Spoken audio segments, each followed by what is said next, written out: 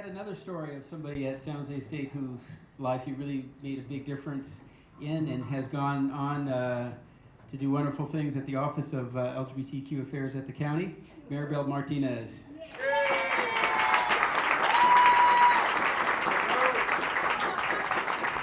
Hi, everyone. I can't help but get a little emotional and feel an immense sense of gratitude to say that I have known Wiggsy my entire adult life.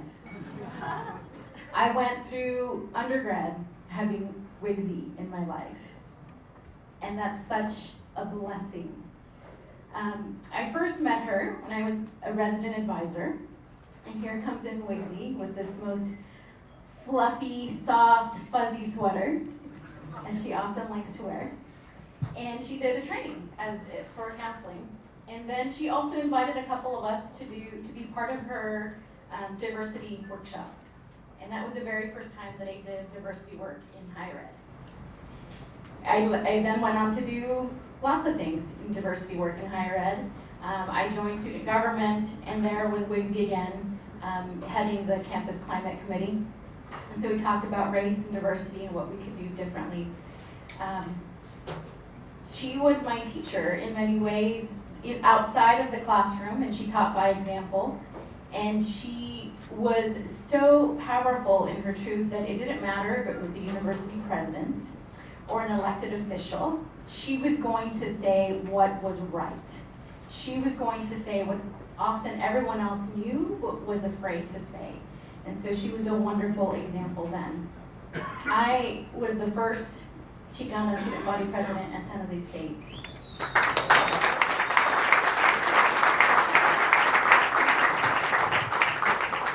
And that was 2001, so taken a long time. And it wasn't easy. There were a lot of targeted attacks about me being a woman of color.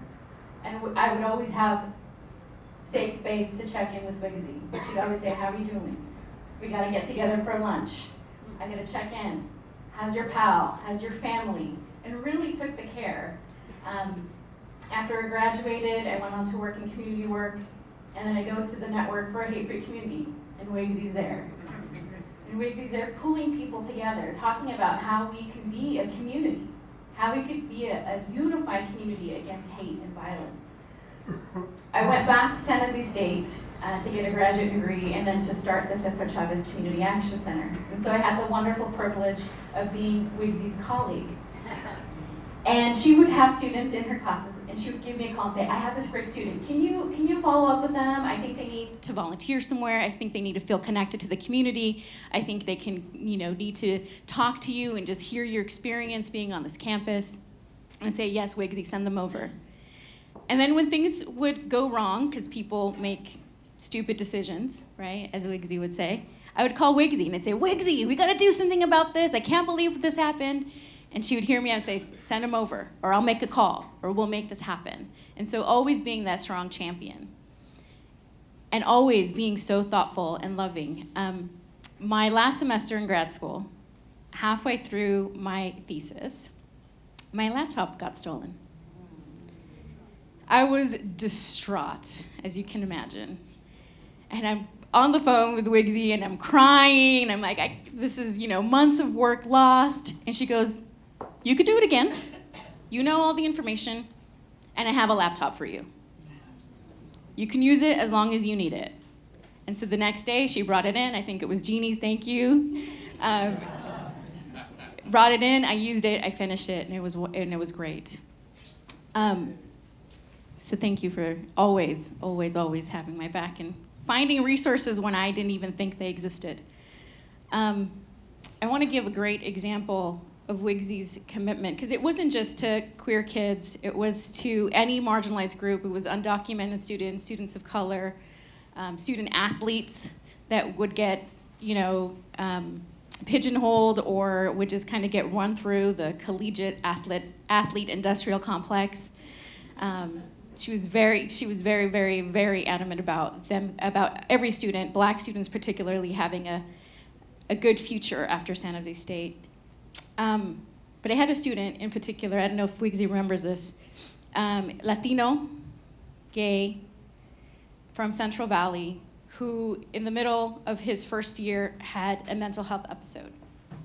He was working on campus, and part of the episode was that he had some very inappropriate comments via social media and text to other coworkers on campus. He ended up being hospitalized, and when he came back, he had a disciplinary hearing for his actions on campus. And I called Wiggsy, and I said, Wiggsy, this isn't right. Why is he getting disciplined for something that was part of his condition, part of the episode? And Wiggs is on the other line going, idiots, stupid, idiots, no, my gosh, no. And then she said, don't worry about it. We'll take care of it. Sure enough, a couple days later, the student comes in, complete relief, saying, it's dismissed. It's done. I don't have to do this. I don't have to go through the disciplinary hearing. Wiggsy, I hope you're happy to learn that that student went on to graduate from San Jose State, top honors, lots of awards. He's now in his second year of an MA, PhD program in counselor education, fully funded. So because you speak up, because you support, because you do what you do,